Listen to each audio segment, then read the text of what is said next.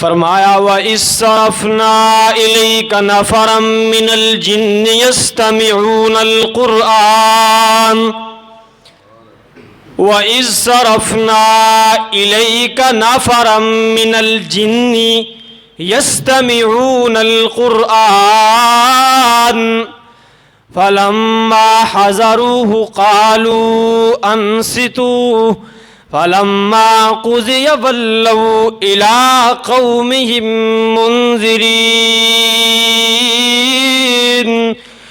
رب العالمین نے فرمایا میرا پیغمبر پھر وہ وقت بھی یاد کرنے کے قابل ہے جب آپ نے آنسو کے ساتھ غسل کیا تھا میرے سامنے۔ ساری قوم تو پانی کے ساتھ وضو کرتی ہے لیکن آپ نے اس رات اپنے خون کے آنسو کے ساتھ غسل کر کے آپ میرے سامنے کھڑے ہوئے تھے۔ میرے دوستو، امام الانبیاء محمد الرسول اللہ صلی اللہ علیہ وسلم کو جب قوم نے ماننے سے انکار کر دیا، 93 کلومیٹر کا فاصلہ طے کر کے اللہ کے پیغمبر طائف کی طرف جاتے ہیں، لیکن ان لوگوں نے لاج نہیں رکھی کہ ایک بندہ اتنا دور سے چل کے آیا ہے ہماری خاطر، ہم جہنم کے گڑھے پر پہنچ چکے ہیں، یہ بندہ ہمیں جہنم سے بچانے کے لیے آیا ہے۔ ان لوگوں نے لاج نہ رکھی اور میرے دوستو، آمینہ کے لال صلی اللہ علیہ وسلم کا دل ہر وقت اپنی امت کے لیے تڑپتا رہتا تھا کہ یہ لوگ مجھ پر ایمان کیوں نہیں لاتے۔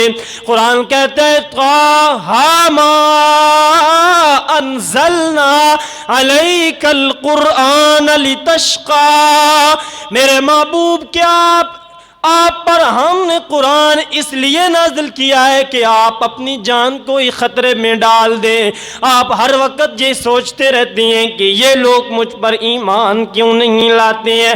میرے دوستو، حضرت عائشہ صدیقہ رضی اللہ تعالی عنہ نے ایک دن اللہ کے پیغمبر صلی اللہ علیہ وسلم کے سینے مبارک پر سر رکھا۔ کتنا مبارک ہے حضرت عائشہ کا سر، اور کتنا مبارک ہے یہ سینہ۔ سر رکھا نا، اندر سے ہنڈیا کی ابلنے کی آواز آ رہی ہے۔ حضرت عائشہ عرض کرتے ہیں اللہ کے محبوب یہ آواز کیسی ہے، یہ آواز کیسی ہے؟ آمینہ کے لال نے فرمایا عائشہ یہ میری امت کا غم ہے جو مجھے دن رات چین نہیں لینے دیتا، یہ میری امت کا غم ہے جو مجھے رات کو سونے نہیں دیتا، جو دن کو چین نہیں لیتے دیتا۔ اللہ کے پیغمبر صلی اللہ علیہ وسلم اپنے رب کے سامنے راتوں کی تنہائی میں روتے ہیں، اور حدیث میں الفاظ آتے ہیں حتیٰ تورمت قدماہ او حتیٰ تشققت قدماہ، اللہ کے پیغمبر کے پاؤں مبارک پر ورم پڑ جاتے تھے یا آپ کے پاؤں مبارک میں وہ جھریاں آ جاتی تھیں، خون نکلنے لگ جاتا تھا۔ اللہ کے پیغمبر یوں اپنے رب کے سامنے کھڑے رہتے تھے۔ حضرت عائشہ عرض کرتی ہیں اللہ کے محبوب آپ اپنے رب کے سامنے اتنا کیوں روتے ہیں؟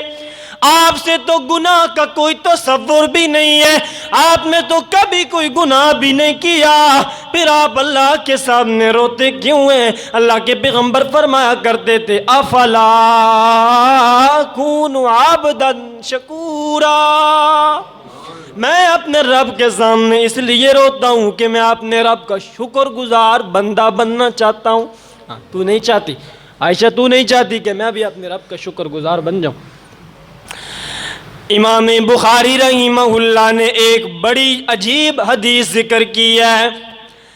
امام بخاری نے ذکر کیا حدیث، اللہ کے پیغمبر صلی اللہ علیہ وسلم اپنے یاروں کی محفل میں بیٹھے ہیں، صحابہ اکرام کی محفل میں بیٹھے ہیں، اتنے میں آپ کی زبان پر قرآن کی ایک آیت تلاوت ہوئی۔ آپ نے فرمایا اللہ رب انہن اضللن کثیرا من الناس فمن تبعنی فانہ منی ومن عصانی فانک غفور رحیم۔ اللہ کے پیغمبر نے فرمایا اللہ حضرت ابراہیم نے، میرے دادا نے آپ سے یہ دعا کی تھی کہ اللہ اس بت پرستی نے میری قوم کو ہلاک کر دیا ہے۔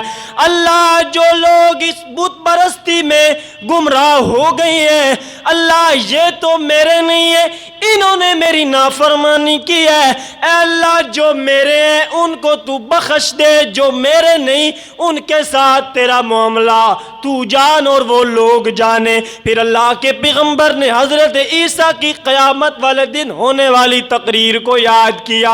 قرآن کہتا ہے ان تعذبہم فإنہم عبادک وإن تغفر لہم فإنک انت العزیز الحکیم۔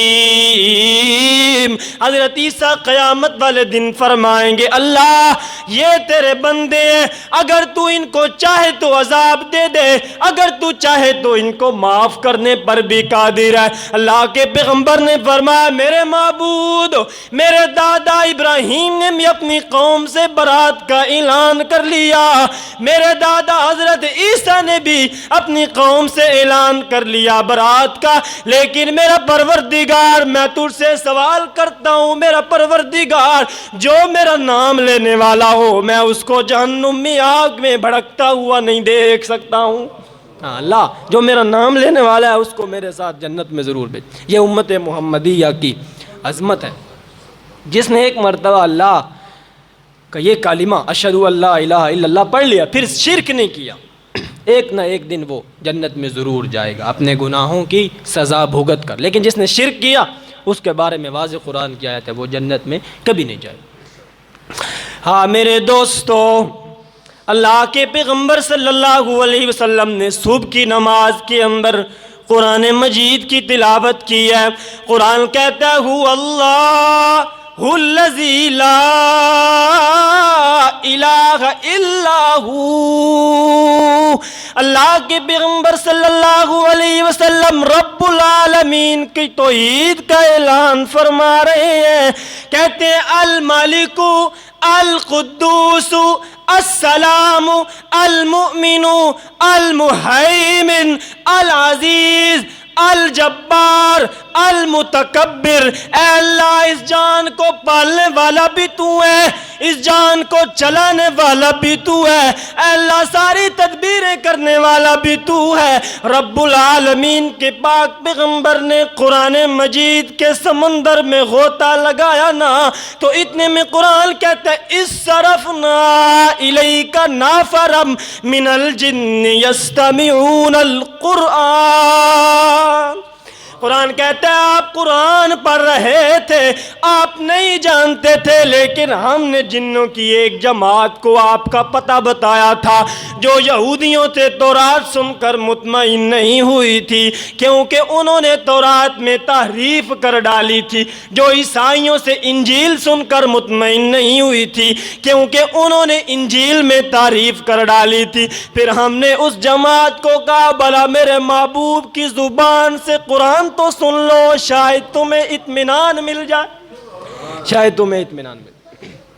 اور اس رات تو اللہ کے پیغمبر قرآن جل جل کر پڑھ رہے تھے۔ اللہ نے فرمایا تھا میرے محبوب تو انسانوں کی طرف گیا، تو نے طائف والوں کو قرآن سنایا، تو نے مکہ والوں کو قرآن سنایا، لیکن انہوں نے تیرے قرآن کو نہیں سمجھا۔ تو نے ان کو قرآن کے آیات کے یگانہ موتی دیے، اس کے بدلے میں انہوں نے تجھے پتھر مارے ہیں۔ تو نے ان کو اپنی زبان سے نکلتے ہوئے یگانہ موتی دیے، لیکن انہوں نے اس کے بدلے میں تجھے گالیاں دی ہیں۔ میرے محبوب میں تجھے جنوں کی ایک جماعت دیتا ہوں جو تیرا قرآن ایک مرتبہ سنیں گے لیکن اس کے بعد زندگی میں کبھی شرک نہیں کریں گے۔ ہاں دیکھیں اب آپ سمجھیں گے ایک بات ادھر، اللہ تعالیٰ نے یہ بھی بتایا کہ جب انہوں نے قرآن سنا نا تو پھر وہ کیا کہنے لگے، وہ بڑا عجیب بات، بلکہ اللہ تعالیٰ نے پوری سورہ جن نازل فرمائی۔ قرآن مجید میں ایک سورت ہے نا جن، کیسی بدقسمتی ہے ہماری کہ ہم نے اس سورت کو جنوں کو قبضے کرنے میں جو ہے صرف کر ڈالا۔ کہتے ہیں 40 دن اگر کوئی پڑھے یہ سورت چلا کٹے اور یہ کرے تو جن قبضے میں آ جاتے۔ ہاں قرآن کو کس طرح ہم نے سمجھا ہے، قرآن آیا کس لیے اور ہم نے اس کو لگایا کہاں پر۔ کہتے ہیں محبوب قدموں میں آئے گا، قرآن پڑھو تو محبوب قدموں میں آئے گا۔ کیسی بدقسمتی ہے، دنیا کا ہر علاج ہمارے پاس، کہتے ہیں دنیا کا ہر علاج ہمارے پاس، اگر آپ کے پاس ہر علاج ہے تو اللہ تعالیٰ کس لیے ہے؟ تو محبوب قدموں میں نہیں آتا، محبوب گلے پڑ جاتا ہے، بات سیدھی یہ ہے۔ تو یہ قرآن تو یہ سورت تو اللہ تعالیٰ نے اس مقصد کے لیے نازل کیا، اور ہم نے اس کو کہاں لگا دیا؟ چلوں میں، چلے کاٹو اور جنوں کو قبضے میں کرو۔ ہمارے استاد جی فرماتے ہیں کہ جن قبضے میں نہیں ہوتے، حقیقت میں یہ بندہ جنوں کے قبضے میں ہوتا ہے، یہ ان کے کہنے پر شرک کرتا ہے، بدعات کرتا ہے، تو پھر وہ اس کے کہنے پر کچھ تھوڑی تھوڑی خبریں اس کو دیتے ہیں۔ اصل بات یہ ہوتی ہے، تو جو لوگ کہتے ہیں نا کہ جن ہمارے پاس ہیں، جن ان کے پاس نہیں ہوتے، وہ جنوں کے پاس ہوتے ہیں۔ اب دیکھیں اللہ تعالیٰ نے کیا کیا، نقشہ کھینچا نا، فرمایا قل اوحی الی انہ استمع نفر من الجن فقالوا انا سمعنا قرآنا عجبا یہدی الی الرشد فآمنا بہ ولن نشرک بربنا احدا۔ رب العالمین فرماتے ہیں جس وقت اللہ کے پیغمبر صلی اللہ علیہ وسلم قرآن کے سمندر میں غوطہ زن تھے، اس وقت جنوں کی ایک جماعت نے آمینہ کے لال صلی اللہ علیہ وسلم کی زبان سے قرآن سنا، اور جب قرآن سنانا تو کہنے لگے انا سمعنا قرآنا عجبا، ہم نے ایک عجیب قرآن سنا ہے جو ہدایت بھی ہے، جو بیان بھی ہے۔ قرآن کہتا ہے ھذا بیان للناس، یہ ساری کائنات کے لیے بیان بن کے آیا ہے، جو فرقان بھی ہے۔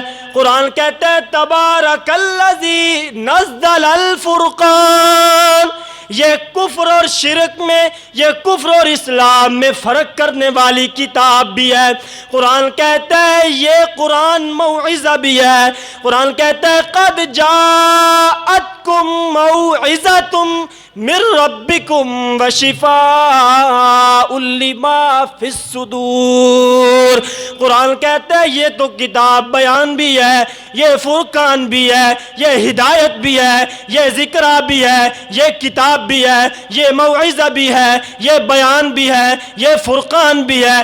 یہ تو ایسی کتاب ہے جو رب العالمین اس کتاب میں خود بولتا ہے، اور جب جنوں نے اللہ کا کلام اللہ کے محبوب کی زبان سے سنانا تو کہنے لگے لن نشرک بربنا احدا، آج کے بعد کبھی شرک۔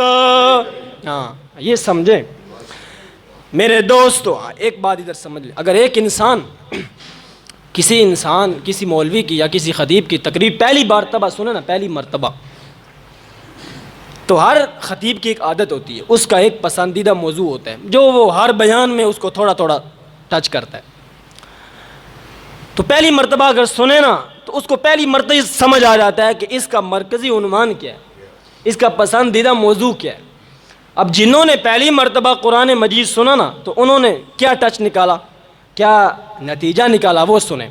کہنے لگے لن نشرکا، ہاں یہ جملہ اپنی زبان سے ایک مرتبہ کہنا، لن نشرک بربنا احدا، ہم اپنے رب کے ساتھ کبھی بھی شرک نہیں کریں گے۔ میرے دوستو معلوم ہوتا ہے قرآن کا مرکزی عنوان، قرآن کا مرکزی موضوع، قرآن کا مرکز کیا ہے؟ وہ مرکز یہی ہے ایاک نعبد و ایاک نستعین، اے اللہ ہم تیری ہی عبادت کرتے ہیں اور کرتے رہیں گے، تجھ ہی سے مدد مانگتے ہیں اور مانگتے رہیں گے۔ پورا قرآن اس ایک آیت کے ارد گرد گھومتا ہے۔ حضرت موسیٰ کا واقعہ پڑھ لیں، اللہ آخر میں فرمائیں گے میرے بندو مجھ سے وعدہ کرو نا، تیری عبادت کرتے ہیں اور کرتے رہیں گے۔ حضرت عیسیٰ کا واقعہ، حضرت ابراہیم کا واقعہ، حضرت اسماعیل کا واقعہ، ہر واقعہ بیان کر کے رب العالمین یہی ثابت کرتے ہیں لا الہ الا اللہ، اور اسی کلمے کی یہ آیت ترجمہ کر دیا इय्याका नअबुदु व इय्याका नस्तईन। लेकिन मेरे दोस्तों अपनी बदकिस्मती तो देखिए, मेरी बदकिस्मती तो देखिए ना। मैं सुबह की नमाज में अल्लाह के साथ ये वादा तो करता हूँ, अल्लाह तेरी इबादत करता रहूँगा, अब भी तेरी इबादत करता हूँ, अल्लाह तुझसे मदद मांगता हूँ, मांगता रहूँगा। लेकिन मेरी बदकिस्मती तो देखिए ना, नमाज पढ़ के मस्जिद से निकलता हूँ, लेकिन जो मस्जिद के साथ दरबार है उसके ऊपर अगर माथा ना टेकूं तो मेरा दिन नहीं गुजरता। कितनी बड़ी गद्दारी है अपने रब के साथ, कितना बड़ा धोखा है अपने रब के साथ। फिर जब 11वीं का वक़्त आता है तो मैं, जो रब ने मुझे दूध दिया, जो रब ने मुझे फसल दी, जिस रब ने बारिश बरसा कर फसल को तैयार किया, जिस रब ने मेरी गाय भैंस को पैदा करके मुझे दूध दिया, आज ये रब भूल गया। मैं दूध उठाकर 11वीं वाले बाबे के नाम पर तकसीम करता हूँ। मेरे दोस्तों ये कितना बड़ा धोखा है अपने परवरदिगार के साथ। हाँ, इससे बड़ा धोखेबाज और कौन हो सकता। यही कुरान का मकसद है कि लोगों की दर दर की ठोकरों से बचाकर एक रब के सामने झुक जाओ, दर दर की ठोकरों से बचकर एक दर पे आ जाओ। यही कामयाबी है मेरे दोस्तों। मेरे दोस्तों कुरान मजीद ने जगह जगह पर यह फैसला किया है, रब ने पैदा किया है, रब ही की इबादत करेंगे। और जो लोग अपनी इबादत करवाना चाहते हैं, जो लोग ये कहते हैं कि हमारे भी सजदे करो, हमसे भी दुआएं करो, हम भी बेटियां और बेटा देती हैं, हम उनको ये कहते हैं कि ये दुनिया अल्लाह ने बनाई है, ये दुनिया अल्लाह ने बनाई है। अगर तुम भी अपनी इबादत करवाना चाहते हो तो अपनी एक अलग दुनिया बना कर दिखाओ। ये दुनिया अल्लाह ने बनाई है तो फिर अल्लाह की इबादत, अगर तुम अपनी इबादत करवाना चाहते हो तो अपनी अलग दुनिया बनाओ, अगर इतनी ताकत है तो वक़्त भी ख़त्म होने वाला। एक दो बातें बस सुन लें। असल में मेरे दोस्तों मसला ये है, हमें कुछ मसाइल विरासत में मिले हैं। जब भी उनका वक़्त आता है तो अगर हम उन पर थोड़ी सी बात न करें तो फिर ये ख़यानत है। मिसाल के तौर पर ये अभी मिलाद का मौसम आया है, ये हमें विरासत में मिला हुआ है। इस पर थोड़ा सा अगर बात न करें कुरान और सुन्नत के लिहाज से तो जो सादा इंसान होता है, यानी जिसका अकीदा ठीक भी हो, वो भी फिसल जाता है। वो भी कहता है कि मेरे महबूब की आमद है तो मैं खुशी क्यों ना मनाऊं। मैं 3 बातें आपके सामने अर्ज़ करूंगा, बिल्कुल फ़िरका वारियत की लानत से दूर निकल कर। किसी फ़िरके की कोई साइड नहीं, किसी फ़िरके की कोई हट धर्मी कुछ भी नहीं है। 3 बातें आप मेरी सुन लें। जब भी ये मौसम आता है मिलाद का तो 3 सवाल पैदा होते हैं। पहला सवाल ये होता है, क्या रसूलुल्लाह सल्लल्लाहु अलैहि वसल्लम 12 रबीउल अव्वल को पैदा हुए हैं? अच्छा, दूसरा सवाल ये होता है, क्या रसूलुल्लाह सल्लल्लाहु अलैहि वसल्लम 12 रबीउल अव्वल को फौत हुए हैं? तीसरा सवाल ये होता है, क्या 12 रबीउल अव्वल को मिलाद मनाना जायज़ है? ये तीनों सवाल सुनते रहते हैं मीडिया पर भी और इधर उधर भी। सुन लें। पहला सवाल, क्या रसूलुल्लाह सल्लल्लाहु अलैहि वसल्लम 12 रबीउल अव्वल को पैदा हुए हैं? आप ढूंढें, सर्च करें, किताबों को ढूंढें, हदीस की किताबें उठाएं, जो मर्जी दुनिया की हदीस की किताब उठा लें, आपको ये लफ्ज़ कभी नहीं मिलेगा कि रसूलुल्लाह सल्लल्लाहु अलैहि वसल्लम 12 रबीउल अव्वल को पैदा हुए हैं। हदीस की किसी किताब में नहीं है। अगर हो तो लाओ, मैं इधर ही बैठा हूँ। एक ताबी का कौल है, इब्न इसहाक, वो कहते हैं कि रसूलुल्लाह सल्लल्लाहु अलैहि वसल्लम 12 रबीउल अव्वल को पैदा हुए हैं। मेरे दोस्तों, ये जो उम्मत मुहम्मदिया है, इसके पास 4 दलीलें हैं। ये 4 दलीलों से अपने मसाइल साबित करती है। पहले नंबर पर कुरान मजीद, दूसरे नंबर पर रसूलुल्लाह की हदीस, तीसरे नंबर पर उम्मत का इजमा, सहाबा का इजमा जिस पर सारी उम्मत जमा हो जाए, चौथे नंबर पर क्यास। क्यास होता है एक मसले पर दूसरे मसले को क्यास कर लेना। अब जो ताबी का कौल है, ये ना कुरान है, ना हदीस है, ना उम्मत का इजमा है और ना क्यास है। उनका एक कौल है, उन्होंने कहा कि रसूलुल्लाह सल्लल्लाहु अलैहि वसल्लम 12 रबीउल अव्वल को पैदा हुए। उसकी सनद भी नहीं है। असल बात सनद की होती है, सनद भी नहीं मिलती। इसके अलावा बाकी जो उलमा हैं کسی نے لکھا کہ رسول اللہ محرم میں پیدا ہوئے، کسی نے کہا 8 ربیع الاول کو۔ جو احمد رضا خان بریلوی ہیں انہوں نے لکھا کہ 8 ربیع الاول کو پیدا ہوئے۔ جو احمد رضا خان بریلوی ہیں انہوں نے اپنی کتاب کے اندر کیا تاریخ لکھی ہے؟ یا آپ بے شک ان لوگوں سے پوچھ لیں جو میلاد بناتے ہیں نا 12 ربیع الاول کو، یہ بات مانیں گے، اگر نہ مانیں تو میرے پاس لے آنا، میں دکھا دوں گا، کوئی ایسا مسئلہ نہیں ہے۔ بلکہ آپ کے ہر بندے کے پاس موبائل ہے، آپ سرچ کریں، لکھیں احمد رضا خان بریلوی رسول اللہ کے میلاد کی کس تاریخ کے قائل ہیں، اردو میں لکھیں، ان کی کتاب سامنے آ جائے گی فتاوی رضویہ، اس میں لکھا ہوگا۔ بہرحال یہ بات الگ رہی کہ رسول اللہ صلی اللہ علیہ وسلم 12 ربیع الاول کو پیدا نہیں ہوئے، اس میں علماء کے بہت سارے اقوال ہیں، کچھ کے 12 کے بھی ہیں، کچھ کے 8 کے ہیں۔ ہاں اتنی بات پکی ہے کہ رسول اللہ ربیع الاول کے مہینے میں پیدا ہوئے، یہ بات پکی ہے، اس میں انکار نہیں ہے۔ دوسرا مسئلہ آ جاتا ہے کیا رسول اللہ 12 ربیع الاول کو فوت ہوئے ہیں؟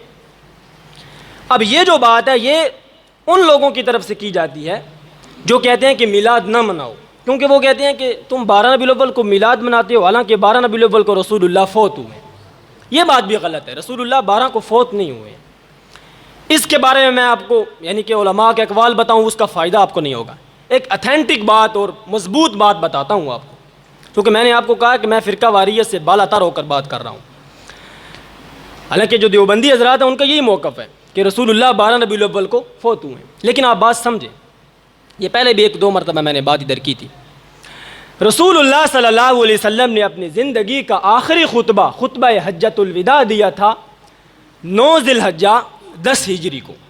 یہ تاریخ دونوں یاد رکھیں، 9 ذی الحجہ 10 ہجری جمعے کا دن، یہ رسول اللہ نے یعنی صحابہ اکرام کے سامنے حج کر کے وہاں پر خطبہ ارشاد فرمایا، بڑا بلیغ خطبہ ہے، یہ تاریخ یاد کر لیں۔ جمعے کا دن 9 ذی الحجہ 10 ہجری۔ ذی الحجہ کے بعد اگلا مہینہ آتا ہے محرم۔ اب محرم میں وہ 10 ہجری تھی تو 11 ہجری اب شروع ہو گئی، محرم، سفر، ربیع الاول میں آپ کی وفات ہو گئی۔ یہ کتنے مہینے بنے؟ 3۔ ذی الحجہ کے 20 دن، 9 ذی الحجہ تھا نا، ذی الحجہ کے 20 دن، محرم کا پورا مہینہ، سفر کا پورا مہینہ اور ربیع الاول کے کچھ دن، تقریباً 3 مہینے۔ اب حدیث کے اندر اور اس پر پوری امت کا اجماع بھی ہے کہ رسول اللہ کی وفات سوموار والے دن ہوئی ہے، کیونکہ حدیث میں آتا ہے کہ اللہ کے رسول صلی اللہ علیہ وسلم سوموار والے دن روزہ رکھتے تھے۔ صحابہ نے عرض کیا کیوں رکھتے ہیں؟ تو آپ نے فرمایا فیہ ولدت وفیہ انزل علیہ، اس دن میں پیدا ہوا ہوں اور اس دن مجھ پر قرآن نازل ہونا شروع ہوا ہے۔ اب سوموار والے دن رسول اللہ کی وفات ہوئی، اس پر پوری امت کا اجماع ہے، حدیث کی کتابوں میں یہ لفظ آ گئے۔ ادھر آپ کو میں نے کیا یاد کروایا؟ جمعے والا دن 9 ذی الحجہ 10 ہجری، اب 11 ہجری سوموار والے دن آپ کی وفات ہو رہی ہے، اس پر پوری امت کا اجماع۔ اب دونوں چیزیں آپ نے کنفرم کر لینی، 9 ذی الحجہ وہ بھی کنفرم، 9 ذی الحجہ کو جمعے والا دن وہ بھی کنفرم، اور 10 ہجری تھی وہ بھی کنفرم۔ ادھر سوموار والا دن کنفرم ہو گئے، مہینے بنتے ہیں تقریباً 3۔ اب آپ اس کو کوٹ کر لیں، یہ 3 مہینے، ان 3 مہینوں کو آپ 30-30 کا رکھیں، حالانکہ 30-30 کے مہینے لگاتار ہوتے نہیں ہیں اسلامی، 29 کا ضرور ایک عادت ہے۔ اگر آپ ان 3 مہینوں کو 30-30 کا رکھیں، پھر بھی 12 ربیع الاول سوموار والے دن نہیں بنتا ہے، ٹھیک ہے؟ اگر آپ ان 3 مہینوں کو 29 کا رکھیں، پھر بھی 12 ربیع الاول سوموار والے دن نہیں بنتا۔ اگر آپ ان 3 مہینوں کو 29-30 یا 30-29 کا رکھیں، 2 یا 1-1-2 کر کے، پھر بھی 12 ربیع الاول سوموار والے دن نہیں بنتا ہے۔ تو یہ بات تو ختم ہوگی کہ رسول اللہ 12 ربیع الاول کو فوت ہوئے ہیں، نہیں فوت ہوئے 12 ربیع الاول، سوموار والے دن فوت ہوئے ہیں اور سوموار والے دن پیدا ہوئے ہیں، لیکن 12 ربیع الاول کو نہ پیدا ہوئے ہیں نہ فوت ہوئے ہیں۔ البتہ ربیع الاول کے مہینے میں رسول اللہ پیدا بھی ہوئے ہیں اور رسول اللہ ربیع الاول کے مہینے میں فوت بھی ہوئے، یہ بات ختم ہو۔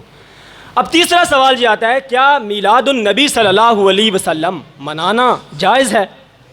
اس کے بارے میں ایک بات سن لیں، جو لوگ مناتے ہیں ان کی آیت، ان کی دلیل یہ ہے کہ قرآن میں آتا ہے کہ ہم نے آپ کو، میں وہ آیت آپ کے سامنے پڑھ بھی دیتا ہوں، قُلْ بِفَضْلِ اللَّهِ وَبِرَحْمَتِهِ فَبِذَلِكَ فَلْيَفْرَحُوا، کہ اللہ تعالیٰ نے تم پر فضل کیا ہے تو تمہیں چاہیے کہ اس پر خوشیاں مناؤ، اس پر خوشیاں مناؤ۔ تو وہ کہتے ہیں کہ سب سے بڑا فضل ہم پر یہی ہے کہ رسول اللہ پیدا ہوئے ہیں، ایک یہ بات ہو۔ دوسری ایک حدیث ہے کہ ایک دن حضرت معاویہ رضی اللہ تعالیٰ، یہ بخاری کی حدیث ہے، باہر نکلے اپنے خلافت کے زمانے میں، تو انہوں نے کچھ لوگوں کو دیکھا کہ وہ لوگ ایک جگہ پر بیٹھ کر اللہ کا شکر ادا کر رہے تھے۔ انہوں نے فرمایا کہ کیا کر رہے ہو؟ تو لوگوں نے عرض کیا کہ ہم اس بات پر اللہ کا شکر ادا کر رہے ہیں کہ اللہ نے ہمیں رسول اللہ صلی اللہ علیہ وسلم کے ذریعے ہدایت عطا فرمائی۔ تو انہوں نے فرمایا قسم اٹھاؤ تم یہی کر رہے تھے۔ تو انہوں نے قسم اٹھائی، تو پھر حضرت معاویہ نے فرمایا میں نے تم سے قسم بدگمانی کی وجہ سے نہیں اٹھوائی کہ تم جھوٹ بول رہے ہو اس لیے، بلکہ یہی معاملہ ہمارے ساتھ بھی ایک مرتبہ ہوا تھا۔ ہم مسجد نبی میں بیٹھے ہوئے تھے، رسول اللہ اپنے گھر سے نکلے تو آپ نے فرمایا کیا کر رہے ہو؟ تو ہم نے عرض کیا کہ اللہ کے رسول ہم اس بات پر اللہ کا شکر ادا کر رہے ہیں کہ اللہ تعالیٰ نے ہمیں آپ کی وجہ سے ہدایت عطا فرمائی۔ تو رسول اللہ نے فرمایا قسم اٹھاؤ، تو ہم نے پھر قسم اٹھائی۔ تو رسول اللہ نے فرمایا تم اگر یہی کر رہے ہو تو پھر جنت تمہارے لیے واجب ہو۔ اب یہ حدیث ہے، یہ دونوں چیزیں دلیل ہیں ان لوگوں کی جو کہتے ہیں کہ میلاد منانا سنت اور جائز بلکہ ایک اچھا کام ہے۔ اب مسئلہ یہ ہے کہ یہ آیت کیا صرف ہم تک اللہ تعالیٰ نے ہم پر نازل کیا یا پہلے صحابہ نے سنی ہے؟ رسول اللہ نے صحابہ پر تلاوت فرمائی ہوگی یا نہیں فرمائی ہوگی؟ تو صحابہ اکرام نے اس طریقے کے ساتھ میلاد کیوں نہیں منایا؟ اس طریقے کے ساتھ انہوں نے خوشی کیوں نہیں کی؟ ہاں یہ آیت ہماری دلیل ویسے بن سکتی ہے، کیونکہ ہم کہتے ہیں کہ زندگی کے ہر لمحے میں اس بات کا شکر کرو کہ اللہ کے رسول صلی اللہ علیہ وسلم کی وجہ سے اللہ تعالیٰ نے ہمیں ہدایت عطا فرمائی۔ ایک دن کو خاص کر لینا، یہ بات سن لیں، ایک دن کو خاص کر لینا یہ شریعت میں جائز نہیں ہے۔ مثال کے طور پر آج کسی انسان کا بیٹا پیدا ہوا تو آج اس انسان نے لوگوں میں خوشیاں بانٹی، یہ تو جائز ہے کیونکہ اس کو خوشی ملی ہے، لیکن جس وقت اگلے سال یہ دن آئے گا پھر یہ خوشیاں بانٹے گا تو یہ عیسائیوں کے طریقے پر چل رہا ہے، کیونکہ عیسائی برتھ ڈے مناتے ہیں۔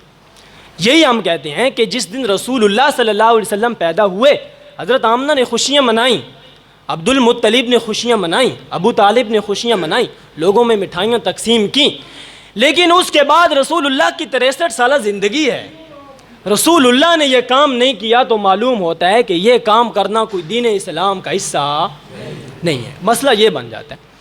اب وہ آیت، وہ حدیث، تھوڑا سا وقت اوپر ہو رہا ہے اس کے لیے معذرت خواہ ہوں۔ اب وہ حدیث کہ اللہ کے رسول نے فرمایا کہ تم اگر اس بات پر ہی خوشی منا رہے تھے، شکر کر رہے تھے کہ میری وجہ سے اللہ نے ہدایت دیا تو یہ تو بہت اچھا کام ہے، تو ہم کہتے ہیں کہ اس حدیث میں نہ تو ولادت کا لفظ ہے نہ ہی 12 ربیع الاول کا لفظ ہے۔ وہ بھی ہماری دلیل ہے کہ ہم ہر وقت، آج کتنے سبق ہو گئے ہیں سیرت النبی کے؟ 18 سبق ہو گئے۔ ہم نے رسول اللہ کی ولادت سے لے کر ابھی تک یہ وادی نخلہ تک 18 قسطیں، 18 سبق ہم ہر جمعے پر رسول اللہ کی محفل سجاتے ہیں۔ یہ میلاد نہیں ہے تو اور کیا ہے؟ ہم تو ہر وقت رسول اللہ کا میلاد منانے کا قائل ہیں اور اس بات پر شکر ادا کرنے کا قائل ہیں کہ رسول اللہ کوئی ایسی شخصیت نہیں ہے کہ ایک دن کو صرف ان کے لیے قربان کیا جائے۔ رسول اللہ ایسی شخصیت ہیں کہ زندگی کا ہر لمحہ ان کی یاد میں گزارا جائے۔ تو اگر میرے دوستو میلاد النبی صلی اللہ علیہ وسلم منانا سنت ہوتا تو وہ سنت طریقہ وہی ہے جو رسول اللہ نے منایا ہے۔ وہ طریقہ کیا ہے؟ فیہ انزل علیہ وفیہ ولدت۔ رسول اللہ صلی اللہ علیہ وسلم سوموار والے دن کیا کرتے تھے؟ روزہ رکھتے تھے۔ یہ میلاد النبی اس طرح منائے نا جو سنت ہے، لیکن یہ تھوڑا سا مشکل ہو جاتا ہے۔ جو آسان ہے ہم وہ کرتے ہیں۔ اگر کسی نے، ہاں ویسے یہ حکم امت کو نہیں ہے کہ امت روزہ رکھے، لیکن اگر کوئی رکھ لے تو اس کو ثواب ہے کیونکہ رسول اللہ نے رکھا ہے۔ تو میلاد منانے کا طریقہ یہ ہے کہ ہر سوموار کو کیا کیا جائے؟ روزہ رکھا جائے، نہ کہ عید منائی جائے، کیونکہ عید اور روزہ ایک دن نہیں ہوتے ہیں۔ اللہ تعالیٰ سے دعا ہے کہ